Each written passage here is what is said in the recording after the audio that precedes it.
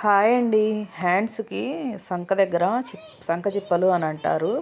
ఆ ముక్కలు పడినప్పుడు ఎలా కట్ చేసుకొని కుట్టాలో ఇప్పుడు నేనైతే వీడియోలో చెప్పబోతున్నాను. ఇప్పుడు ఈ పీస్ అనేది ప్రతి ఒక్క బ్లౌజ్లోనూ కట్ చేసినప్పుడు మనకి ఈ షేప్లోనే వస్తుందన్నమాట. దాన్ని మనం అయితే ఇలా అయితే కట్ చేసుకోవాలి. ఇవి వచ్చేసి 4 పీసెస్ వస్తాయి. చూసారు కదా ఎలా ఉందో. ఇప్పుడు హ్యాండ్కి వచ్చేసి అటు సైడు ఇటు సైడు 2 సైడ్స్ వేయాలి. రెండు పీసులు అనమాట. ఇదిగోండి, చూసారు కదా నేను వీడియోలో ఎలా చూపిస్తున్నానో. ఇలా అయితే వేసి స్టిచ్ అనేది చేయాలన్నమాట.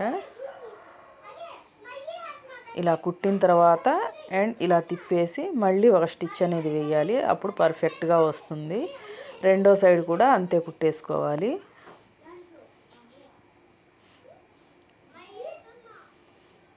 చిన్న చిన్న ముక్కలు, కొంతమంది 80 పాయింట్ల ముక్కలతోనే కుట్టమని అంటారు. ఇప్పుడు అయితే డబ్బులు పోతే పోయి మీటర్ ముక్కే తెచ్చుకుంటున్నారు. కానీ అలా తెచ్చుకొని వాళ్ళకి ముక్కలు పడితే ఇలా అయితే కుట్టుకోవచ్చు. అండ్ ఇప్పుడు right side, lining right side, ఈ మెయిన్ ఫ్యాబ్రిక్ వచ్చేసి రైట్ సైడ్ లోపలికి వెళ్ళాలి. ఇలా వేసి కుట్టడం మూలంగా మనం ఇలా తిప్పి కుట్టినప్పుడు ఆ కుట్టు అనేది లోపలికి వెళ్తుంది, నీట్గా కనపడుతుంది అనమాట. కుట్టు కనపడకుండా ఇలా కుట్టేసుకోవాలి.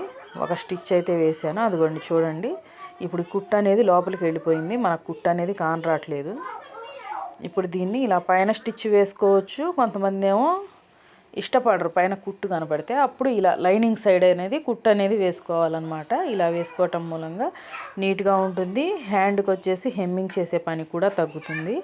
ఇలా పర్ఫెక్ట్గా హ్యాండ్ అనేది కుట్టేసుకోవచ్చు. చూడండి, నేను మెయిన్ అది వచ్చేసి జారుతుంది ఆ క్లాత్. ఇటు తిప్పి కుడితేనేమో చిన్న బుటా ఉందిగా, సూది అనేది ఇరుక్కుపోతుంది. అందుకని నేనైతే ఇలా కుట్టాను అనమాట. ఎందుకంటే పర్ఫెక్ట్ హ్యాండ్ అయితే వచ్చింది. వీడియో నచ్చితే లైక్ ఇచ్చి సబ్స్క్రైబ్ చేసుకోండి.